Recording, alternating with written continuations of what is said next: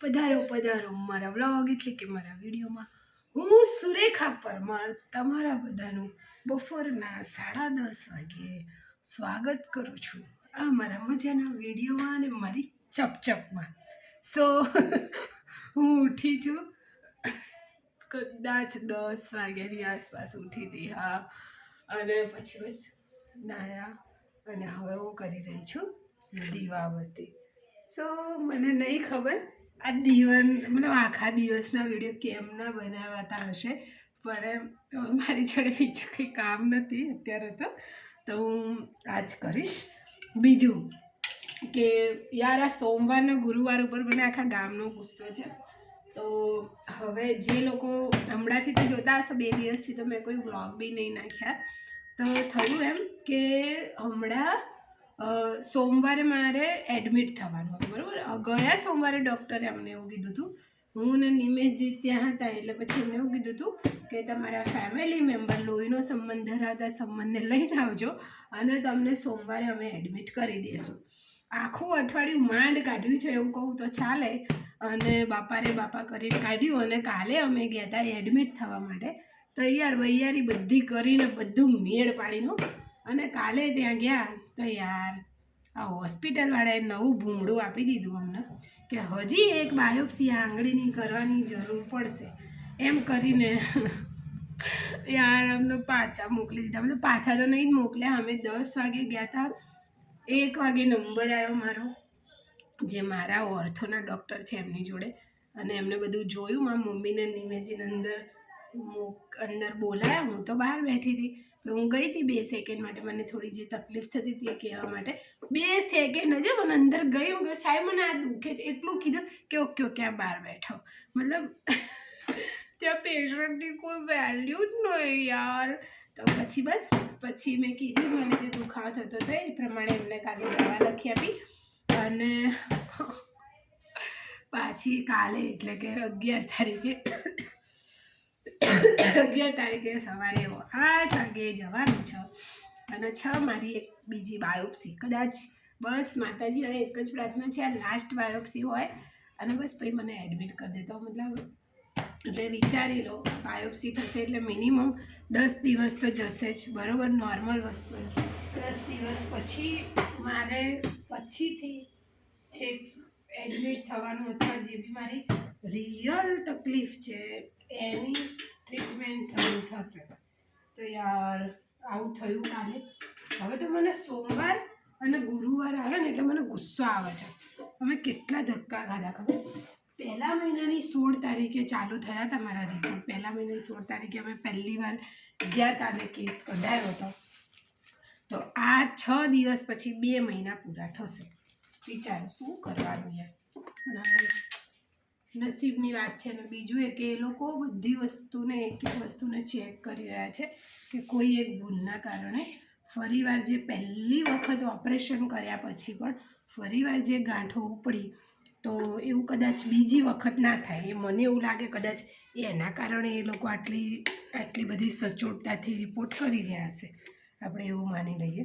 તો અત્યારે હું છું ઘરે એકલી. મમ્મી બી ગયા છે એમના નોકરી, અને જેમીન ગયો છે સ્કૂલ, ભૈલો ગયો છે એના કામ ઉપર એટલે કે એના નોકરી, અને હું છું એકલી. તો બસ હું ઉઠી ગઈ છું, ફ્રેશ થઈ ગઈ છું, અને હવે હું દીવાબત્તીને કરી દઉં, પછી તમને દીવાના દર્શન કરાવી દઉં બધાને, પછી હું થઈશ રેડી. તો આજે રેડી વિડીયો બી આમાં જશે. જો અમારે ભૂજ્યવાળ મંજુલિકા. સો કાલની તબિયત થોડી નોર્મલી, મેં તમને બધાને ખબર જ છે કે મારી તબિયત થોડી ખરાબ થાય એટલે અવાજ ઉપર પહેલી અસર કરે. એ મને પહેલાં એવી ભ્રમતા હતી, પણ એવું નથી. આ અહીંયા મતલબ ગળાથી લઈને છાતીનો ભાગ જે છે, એક વેચનો ભાગ છે, એની વચ્ચે જે ટ્યુમર છે એના કારણે થઈને મને આ તકલીફ થાય છે, જે ઘણા વર્ષોથી છે. માતાજીની દયાથી હવે પકડાણી છે. તો બસ એનું હવે નિવારણ. સો હમણાં હું રેડી થયેલો બી વિડીયો આમાં એડ કરીશ. સો હું દીવાબત્તી કરું જલ્દી પાછા મળીએ. ચાલો. સો દીવાબત્તી થઈ ગઈ છે. આ બોલતા હું કેવી રીતે શીખી ગઈ મને ખબર નહીં, પણ શીખી ગઈ છું. તો માતાજીના દર્શન કરી લો બધા. અને જો સિકોતરવાની છબી પછી આ જે છે આપણે લાલો છે રાધાજી સાથે, અને શિવલિંગ છે, અને એમના રમકડા, અને બાપાજીના દર્શન કરી લો. શું 200, 300, 400, 500, 600 બોલતા શીખી ગઈ. તો હવે કરીશ હું ચા ગરમ. મારા મમ્મી ચા બનાવી ગયા છે મારી માટે. હવે થશે ચા મજાનો ગરમ, અને પછી ચા પીને પછી હું જઈશ ગામત્રા કરવા, બરાબર. તો જો અમારી જોડે એક આવું બી છે, અને શું કહેવાય, તો આનાથી આપણે રસોડું જે ક્લીન કરવું હોય આનાથી થઈ જાય. યાર આમ સાચું કહું તો આજે હું એકલી છું અને મારું ઘર જોઈ રહી છું. યાર મતલબ કેટલું મસ્ત ઘર બનાવ્યું છે મારું, મતલબ કેટલું સુંદર લાગી રહ્યું છે મારું ઘર. તમે જુઓ, આ મારું સપનું હતું ઘર બનાવવાનું. અમારું જૂનું ઘર કેવું ખંડેર હતું. હમણાંથી હું મતલબ છે ઘર બનાવી, અને ભાઈ 1 વર્ષથી EMIના ટેન્શન, અને થોડા ટાઈમથી મારા હેલ્થનું ટેન્શન, હું ભૂલી જ ગઈ કે મેં શું અચીવ કર્યું છે, મેં શું કરી દીધું છે. જે શક્ય નહોતું એ કરી દીધું છે. એટલે જો મારું ઘર કેટલું સુંદર લાગે છે, મારા ઘરનું રસોડું કેટલું મસ્ત લાગે છે, મતલબ બધું જ છે મારા ઘરમાં, કશી જ કમી નથી, બરાબર. ફ્રીજ છે, બધું માતાજીની દયાથી. અને અમને એટલા કાબિલ, મતલબ જો હું સપનું જોતી હતી કે હું કેવું ઘર બનાવીશ, તો રસોડું અલગ બનાવીશું અમે. પછી આ જે રૂમ છે જ્યાં અમારી તિજોરીઓ ને થોડો ખજાનો બી પડે છે અંદર. પછી આ જે ટાઈસો નખાવી, આ અમારું ઉપરનું મેન માળિયું જ્યાં બધો વધારાનો સામાન પડ્યો રહે છે, એટલે કેટલું સરસ છે મારું ઘર. પછી આ મંદિર બનાવવાનું તમે માનશો નહીં, હું અહીંયા જ્યારે બી અમારું જૂનું જે મંદિર હતું, તો આ દિવાલ અમારી મોટી હતી, અહીંયાથી એક ઈંટ અમે કઢાઈ, આ દિવાલ નાની કરાઈ છે, બરાબર.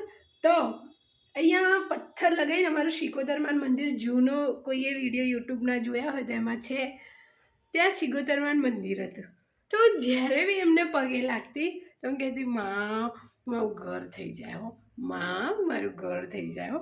અને મતલબ હું અત્યારે એકલી છું ઘરમાં, અને કોઈ વખાડો નથી, એકદમ શાંતિ છે ઘરમાં. તો મેં ફીલ કર્યું કે યાર મેં અચીવ કરી નાખ્યું. એ મારું સપનું હતું ઘર બનાવવું, મેં ઘર બનાવી દીધું. ગોડ, અને હું એટલા ટેન્શનમાં છું કે આટલા શાંતિથી મેં ઘર નહીં જોયું ના, એની ખુશી. મતલબ આ જુઓ, અમારું જૂનું ઘર હતું, અમારી ટાંકી હતી નીચે, અહીંયા જ હતી ટાંકી, જેનો દરવાજો હતો આ તરફ. તો ટાંકીથી પાણી ખેંચવું પડતું હતું. તો કુરિયર લઈને આવ્યા છે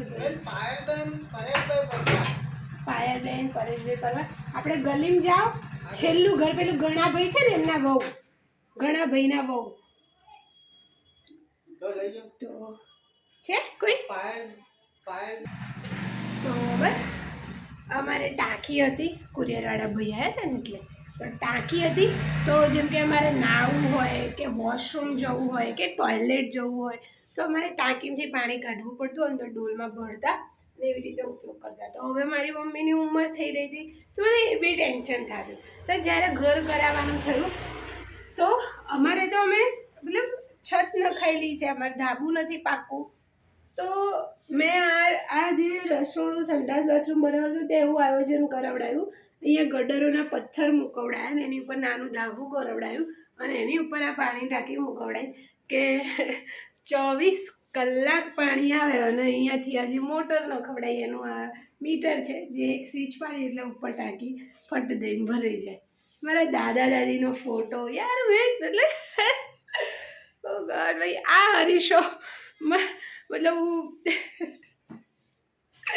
આમ હોય ને મોટા લોકોના ઘરમાં નહીં જતા, બાથરૂમથી નીકળેલો હરીશ હોય, બાથરૂમમાં હરીશ હોય.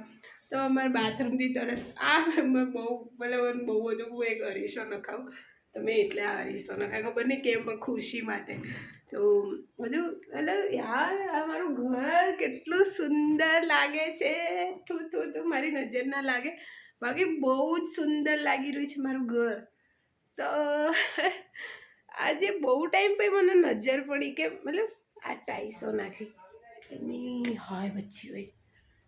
બીજું આજે દરવાજો કરવો તો મને બહુ જ ઈચ્છા હતી કે રસોડાનો પ્રવેશ દ્વાર કંઈક આવો બનાવીએ. મારી ફ્રેન્ડ જે છે ને ગુડી, એના ઘરે બી એને આ ટાઈપનું જ કરાયું છે. બસ મેં ટાઈસો લગાવડાવીને એને ટાઈસો નહીં લગાવડાવી યાર. તો મેં જોયેલા મારા બધા સપના પૂરા થયા છે. અને બીજું એક વસ્તુ કહું તમને, આપણે જે વિચારીએ થાય જ છે. એટલે જે પણ વિચારો, સારું વિચારો, પોઝિટિવ વિચારો. એનો એક વસ્તુ કહું કે હું છે ને સપનાઓમાં મારું ઘર જોતી, કે જ્યારે ઘર બનાવવાનું મને આયોજન હું કરવાની હતી તો હું વિચારતી કે ઘર કેવું બનાવશું એવું હું વિચારતી. તો પહેલો બાટલો લગાવીને તો ગયો છે, બટ બાટલો થઈ ગયો છે ખાલી. ના સોરી, નીચેથી છે બસ.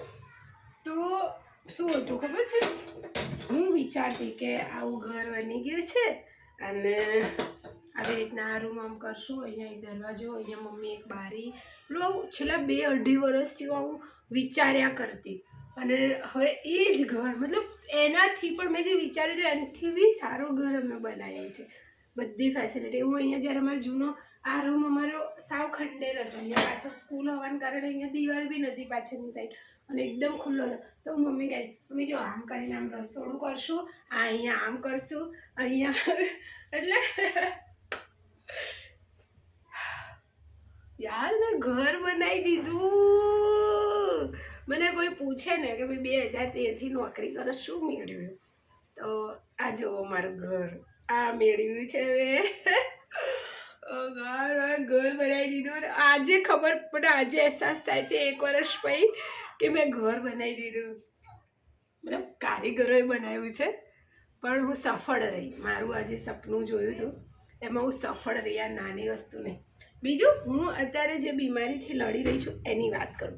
2023ની સ્ટોરી છે, જેમાં મને એક નાની ગાંઠ આવી હતી. અને ત્યારે મારી આજુબાજુના જે ટોક્સિક લોકો, એના કે નકારાત્મક લોકો જે હતા, અને એ ટાઈમે એમના કારણે મારી માનસિક સ્થિતિ એટલી ડેન્જરસ થઈ ગયેલી. હા એટલી મારી માનસિક સ્થિતિ ડેન્જર થઈ ગયેલી કે ત્યારે હું વિચારતી, અને હું એ લોકોને કહેતી, તમે મને આવું કરો ને, મને કોઈ બીમારી થઈ ગઈ ત્યારે તમને મારી કદર થશે, કિંમત થશે, XYZ. અને સાચીમાં એક દોર એવો આવ્યો, એક વર્ષથી 1.5 વર્ષ એવું આવ્યું મારા જીવનનું કે હું સાચેમાં એવું જ વિચારવા લાગી હતી કે કંઈક થઈ જાય તો સામેવાળા વ્યક્તિની કદર થશે, કિંમત થશે, એને ખબર પડશે એને શું ખોયું આ તે. તો એ મારા વિચારોમાં જે બીમારી ફરતી હતી એ સાચેમાં તે મારા બોડીમાં ફરી રહી છે. તો જે વિચારો, સારું વિચારો, સકારાત્મક વિચારો, અને બસ વિચારો. તો મેં ઘર બનાવી દીધું છે, તમે જોઈ શકો છો ઘર. યાર રસોડું, મતલબ મારું ઘર એકદમ બેસ્ટ ઘર, મારું ઘર મારું મંદિર. તો આજે આ રસોડાના પથ્થર જ્યારે લેવા ગયા હતા તો એનું જ્યારે કટિંગ માટેનું જે એ લોકો મને સમજાવે, તો હું ત્યાં બેઠી બેઠી બી ઇમેજ કરતી હતી કે અચ્છા મારા ઘરમાં આવી રીતે રસોડું આમ લાગશે, તેમ લાગશે, આવી રીતે થશે. મતલબ આ બધી વસ્તુ રસોડાની અંદર એક ચકલી હોવી, ચકલીમાં પાણી આવવું, અને મારી મમ્મીને એના કારણે થઈને સહલુત રહેવી, એ બી અમારું એક સપનું હતું. અમારી માટે આશા નહોતું. અમારે તો આગળ બાથરૂમ હતું, ગેસની આવે છે વધારે ગંધ, ડાઉટફુલી લાગે છે. પહેલાંનો કેવું પડશે.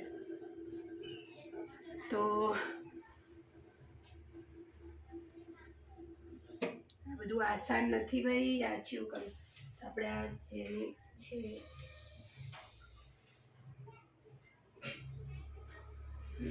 ચાલુ થઈ ગયું છે.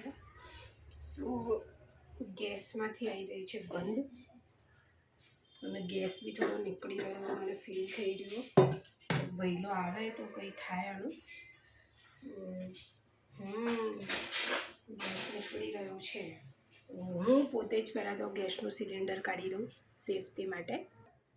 ગેસનું જે ઉપરનું સિલિન્ડર છે એ કાઢી દીધું છે, કારણ કે મારા ઘરમાં અમે બધા વડવીતરા લોકો છે. મારા ઘરમાં છે એક નાનો છોકરો, મારો જેમીન, તો કોઈ સોડી ના થાય. સેફટી જરૂરી છે બાપા અત્યારે. તો બસ હવે હું પીસ ચા. વાગ્યા છે હવે 11 કે 11:30. તો આ બધી નાની વસ્તુ નથી. આ ચકલે નળ આવું ને અહીંયા જ રસોડે હાથ ધોઈ દેવા, એ પણ એક અમારું સપનાનું ઘર હતું. એટલે આસાન નથી હોતું બાપા, બરાબર. મોટા મોટા ઘરોમાં બંગલાઓમાં આ બધું સરળતાથી મળી જાય, પણ આ બધું આસાન નથી હોતું સાચું. મારું જે જૂનું ઘર હતું ત્યાં તો આ રૂમ એવું જ ગણો કે કંઈ હતો જ નહીં. આ રૂમ સ્ટોર રૂમ તો અમારે શું હોય યાર, ઘર જ નાનકડું હોય, સ્ટોર રૂમ શું થઈ શકે. પણ એમ કે આ જે સુવિધા સાથેનું ઘર બનાવું, જે જીવન જરૂરિયાતની વસ્તુઓ સાથેનું, એ આસાન નથી હોતું. ગેસ આની આવે છે ગંધ, અને મને નથી ગમી રહ્યું. બહેનાને ફોન કરું. કંઈ નહીં, ચાલો કોઈકને હમણાં બોલાય છે ને. બાકી ગંધ આવી રહી છે બહુ સ્ટ્રોંગ. જો કાલે તો મારી બહેને કાલે મારી બહેન આવી હતી સંગીતા, મારી ખબર કાઢવા માટે, તો મને મજાની પાયલ આપીને ગઈ છે અને બહુ જ મસ્ત લાગી રહી છે મારા પગમાં. તો પગ તો વિડીયોમાં હું કઈ રીતે બતાવું મને નહીં ખબર, પણ એ બહુ જ મજાની પાયલ છે. કદાચ શક્યતા હોય તો જો ટેન્ટેડ તો મારી બહુ મજાની પાયલ જે ગિફ્ટ આવી છે. કાલે ગિફ્ટ તો નહીં, એને પહેરેલી હતી. મેં કીધું મારે બી પાયલ લાવવાની છે, તો અમે જઈશું લેવા. તો કે રાખી લે જબરજસ્તી એને આપી દીધી. મને બી બહુ ગમી, તો બહુ સારું લાગે પગમાં પાયલ પહેરીને. તો બધા મને કેટલાક લોકો એવું કહે છે કે હું પાતળી થઈ ગયું, મતલબ મારું શરીર ઉતર્યું છે. મને 1% નહીં લાગતો કે મારું શરીર ઉતર્યું હોય. ખબર નહીં બધાને કેવું લાગે છે, પઠ્ઠો છું પઠ્ઠો. તો બસ માતાજીની દયાથી કાલે ફરીવાર છે મારી એક બાયોપ્સી. એ બાયોપ્સી પૂરી થાય પછી બસ હવે માતાજીને એક પ્રાર્થના છે કે આ લાસ્ટ બાયોપ્સી હોય ને જલ્દી એડમિટ કરી દો, કારણ કે મારી ટ્રીટમેન્ટ ડીલે થઈ રહી છે. એની અંદર મારા નિમેશજી બહુ ટેન્શન લે છે, તો એ મને નહીં જોવાતું. મારા ઘરના સફર કરી રહ્યા છે, એ મને નહીં જોવાતું. ઘણીવાર હિંમત હારી જવાય છે, પણ એ લોકોને જોઈને હવે બધાને જોઈને હસતું રહેવું ગમે છે. બહુ રડી લીધું, બહુ ટેન્શન લઈ લીધું, હવે નહીં રડવાનું મન થતું. હવે થાય કે કંઈ નહીં, ચલો હું હિંમત હારી ગઈ તો એ લોકોનું શું થશે બધાનું. મારા નિમેશજી તો મને થોડું બી દુખે ને તો એમનો જીવ ઊંચો નીચો થઈ જાય. તો હવે એવું થાય કે નહીં, બહુ હેરાન નહીં કરવાના. તો ચલો હું ચા પી લઉં, મારે પીવાની છે દવા. અમે મળીએ પછી બીજા વ્લોગમાં. Okay, by.